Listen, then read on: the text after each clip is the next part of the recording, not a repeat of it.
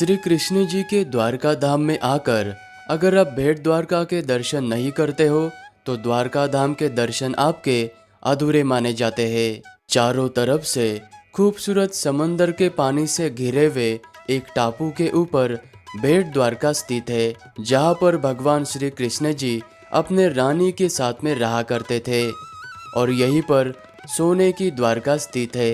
और इसी गोपी तालाब में भगवान श्री कृष्ण जी ने आखिरी बार गोपियों के साथ में रास लीला की थी और 12 ज्योतिर्लिंगों में से 7वें ज्योतिर्लिंग के साथ में ही भेंट द्वारका के यात्रा में आने वाले सभी जगह के दर्शन हम इस वीडियो में करने वाले हैं। द्वारका से भेंट द्वारका 32 किलोमीटर के दूरी पर है और मैं तो अपने रेंट पर लिए हुए स्कूटी से भेंट द्वारका की तरफ जा रहा हूँ, क्योंकि अभी यह 2.5 किलोमीटर लंबा सुदर्शन सेतु ब्रिज बन चुका है। पहले आपको समंदर के रास्ते से बोट के जरिए भेंट द्वारका जाना पड़ता था और इस ब्रिज को लगभग 1000 करोड़ के लागत से बनाया गया है भारत सरकार के द्वारा। तो अभी आप इस ब्रिज के ऊपर से भी भेंट द्वारका तक जा सकते हैं। 1 घंटे का सफर तय करने के बाद हम भेंट द्वारका पहुंच चुके हैं और यहाँ पर लॉकर की फैसिलिटी बनी हुई है, जहाँ पर आप अपनी बैग, शूज और मोबाइल रख सकते हैं, क्योंकि मंदिर के अंदर मोबाइल और बैग अलाउड नहीं है। गोमती नदी के तट पर बसे हुए द्वारका में भगवान श्री कृष्ण जी का राज दरबार हुआ करता था और एक टापू के ऊपर बसे हुए इस भेंट द्वारका में भगवान श्री कृष्ण जी का निवास स्थान हुआ करता था और दोनों ही द्वारका में द्वारकाधीश जी विराजमान हैं। और इसी जगह पर भगवान श्री कृष्ण जी के बचपन के परम मित्र सुदामा उनको यहीं पर मिले थे और सुदामा जी ने यहीं पर भगवान श्री कृष्ण जी को चावल भेंट किए थे, इसीलिए आज यहाँ पर चावल का भोग लगता है। और भेंट द्वारकाधीश जी के मंदिर में जो भगवान श्री कृष्ण जी की प्रतिमा है, माना जाता है कि उस प्रतिमा को स्वयं माँ रुक्मिणी जी ने बनाया था। और इस मंदिर का दर्शन करने का समय सुबह 7:30 बजे से लेकर दोपहर के 12:30 बजे तक और फिर शाम को 5 बजे से लेकर 8 बजे तक का है। भेंट द्वारकाधीश जी के मंदिर से मात्र 2 मिनट के दूरी पर ये श्री सोने की द्वारका पावन धाम मंदिर स्थित है, जिसे गोल्डन द्वारका के नाम से भी जाना जाता है।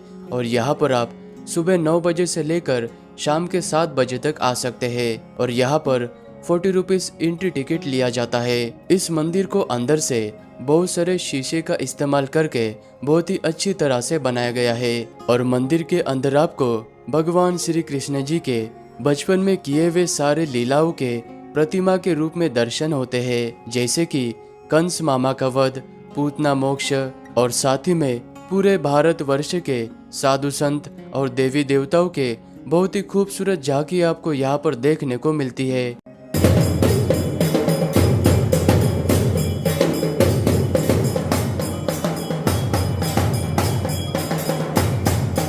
अभी हम भेंट द्वारिका मंदिर से 5 किलोमीटर के दूरी पर स्थित इस मकरध्वज हनुमान जी के मंदिर के पास में आ चुके हैं। मंदिर के गर्भगृह में हनुमान जी के साथ में उनके पुत्र मगरध्वज विराजमान है। जब हनुमान जी अपने पूंछ पर लगे हुए अग्नि को बुझाने के लिए समुद्र में गए थे, तब वहां पर हनुमान जी के पसीने के एक बूंद को मगरमच्छ ने ग्रहण कर लिया था।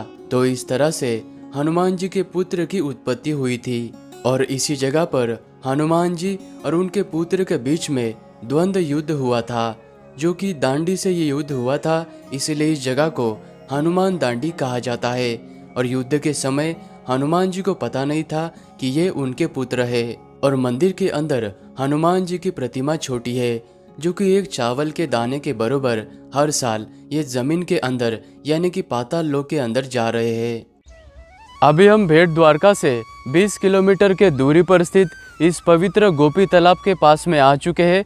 ये वही तालाब है, इसी जगह पर सारे गोपियाँ भगवान श्री कृष्ण जी को आखिरी बार मिली थी और उसके बाद में यहाँ से श्री कृष्ण जी द्वारका के ओर चले गए थे। 16,100 गोपियाँ यहाँ पर भगवान जी से मिलने के लिए आई थी और तब भगवान जी ने अर्जुन को गोपियों के साथ में सुरक्षा के लिए भेजा था। और गोपियाँ जब तालाब में स्नान करने के लिए गई, तब अर्जुन पेड़ के नीचे विश्राम कर रहे थे और उसी वक्त भील काबा लोगों ने यहाँ पर हमला बोल दिया था और अर्जुन को पेड़ के ऊपर बांधकर उनके पास के सारे शस्त्र ले लिए थे। और गोपियों ने अर्जुन को निसहाय देखते हुए भील काबा लोगों के मारने से पहले ही गोपियों ने अपने प्राण इस तालाब में त्याग दिए।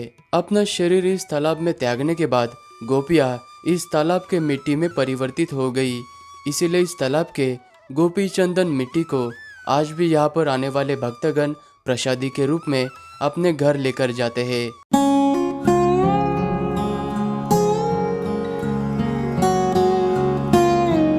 अभी हम नागेश्वर ज्योतिर्लिंग मंदिर के पास में आ चुके हैं, जो कि 12 ज्योतिर्लिंगों में से एक पवित्र ज्योतिर्लिंग है। और ये मंदिर द्वारका से 17 किलोमीटर और भेट द्वारका से 22 किलोमीटर के दूरी पर स्थित है। और मंदिर के अंदर दर्शन करने के लिए जाने के लिए आपको कुछ इस तरह से आधे घंटे के लाइन में खड़े होकर दर्शन करने के लिए जाना होता है।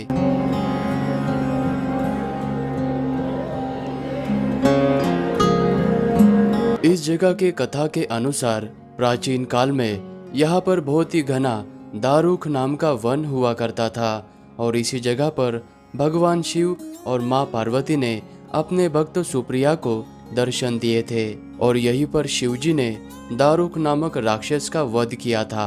मंदिर में दर्शन करने के बाद मंदिर के प्रांगण में आपको ये भगवान शिवजी की 80 फीट लंबी प्रतिमा नजर आएगी। यहाँ पर आप दर्शन करके अच्छे फोटोज क्लिक कर सकते हैं।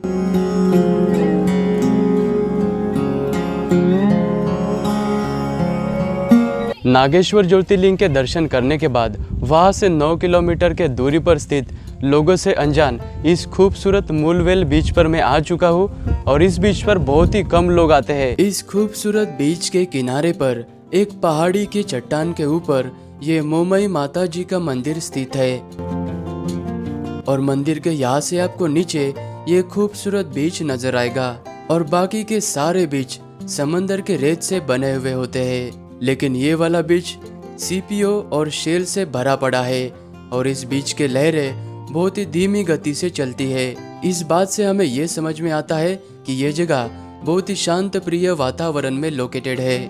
अगर आपके पास समय है तो यहाँ पर भी आप जरूर आना। द्वारका से 13 किलोमीटर के दूरी पर ये खूबसूरत शिवराजपुर बीच लोकेटेड है। पूरे गुजरात का सबसे खूबसूरत ये बीच, इसे ब्लू फ्लैग टैग मिला हुआ है और द्वारका से भेट द्वारका जाने वाले हाईवे रोड के पास में ये बीच लोकेटेड है।